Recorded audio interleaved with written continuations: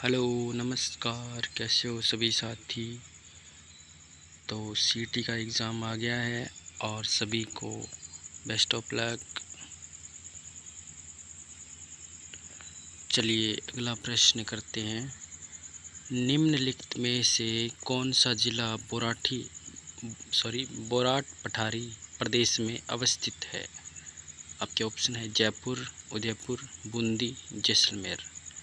तो इसका सही जवाब हो जाएगा अपना बी, उदयपुर। तो जो बोराट पठारी प्रदेश है वो उदयपुर और राजसमंद इन जिलों में फैला हुआ है। चलिए अगला प्रश्न है। गोगुंदा व कुंभलगढ़ के मध्य कौन सा पठार स्थित है। उड़िया, आबू, मेसा या बोराट। तो इसका सही जवाब हो जाएगा डी, बोराट प्रदेश। ये जो है गोगुंदा व कुंभलगढ़ के मध्य स्थित है।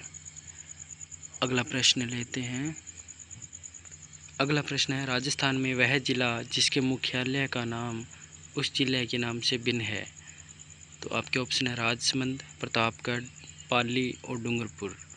आरपीएससी कंप्यूटर एग्ज़ाम 2018 में ये प्रश्न पूछा गया था। इसके अलावा 2022 में भी ये पूछा जा चुका है, लेकिन इसका उत्तर जो माना है वो आप देख सकते हैं कि राजस्थान के ज़िले और उनके मुख्यालय समान है। दिए गए प्रश्न में राजस्थान के ज़िले और उनके मुख्यालय समान है। तो अगला प्रश्न लेते हैं। नेक्स्ट प्रश्न है। विंध्यन कगार किस प्रकार की चट्टानों से निर्मित है। विंध्यन कगार किस प्रकार की चट्टानों से निर्मित है। तो इसका सही जवाब हो जाएगा, आपके ऑप्शन है पहले बेसाल्ट, क्वार्जाइट, बालू का पत्थर या ग्रेनाइट। तो इसका सही जवाब हो जाएगा सी, बालू का पत्थर।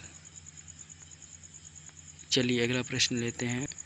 अगला प्रश्न है। निम्नलिखित में से कौन सा सम्मिलित नहीं है। एक तरफ है संरक्षित क्षेत्र और साथ में है जिला। तो आपके ऑप्शन है फुलवारी की नाल, राजसमंद, केसरबाग, धौलपुर, बस्सी, चित्तौड़गढ़, शेरगढ़, बाराम। तो इसका सही जवाब हो जाएगा ए, फुलवारी की नाल, राजसमंद। अर्थात ये सम्मिलित नहीं है।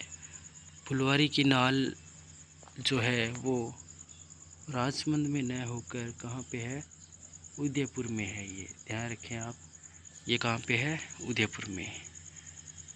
चलिए अगला प्रश्न लेते हैं। अगला प्रश्न है। चंद्रकार बालुका स्तूपों को कहा जाता है। चंद्राकार बालुका स्तूपों को कहा जाता है सीप, बरखान, लूनेट या सब्रकाफिज।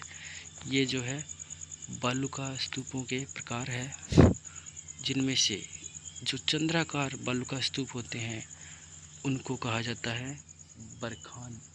उनको बरखान कहा जाता है, इसलिए अपना सही जवाब हो जाएगा बी।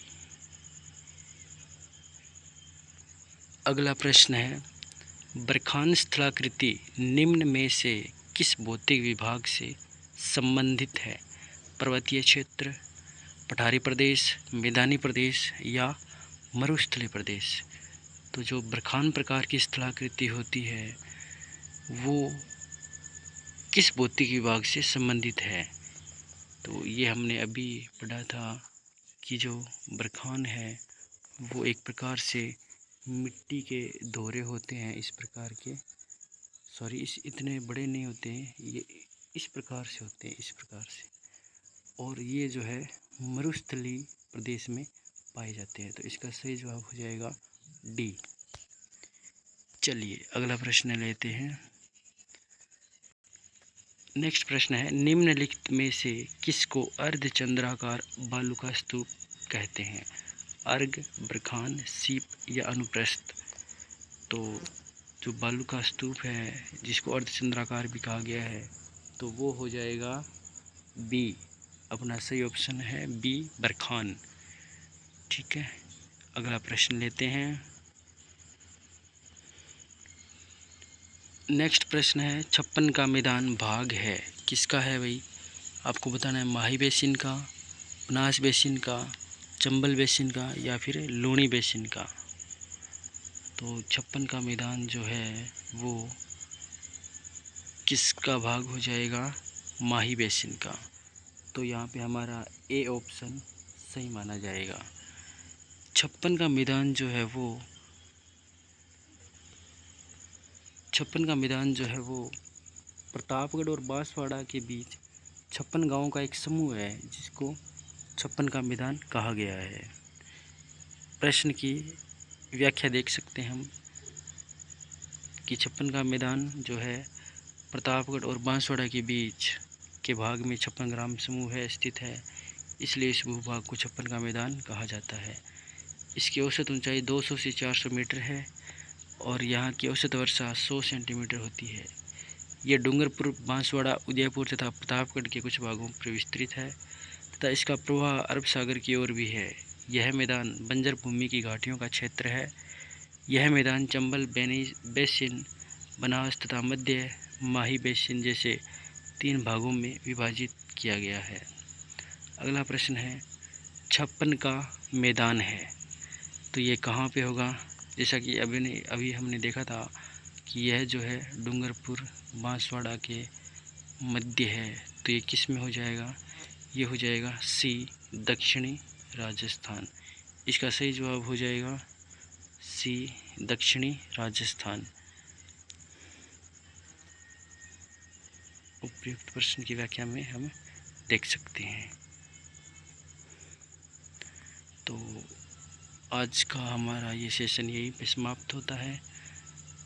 अगर आपको हमारा ये प्रयास पसंद आ रहा हो तो इस चैनल को आप लाइक करें, शेयर करें और कमेंट करें। Thank you.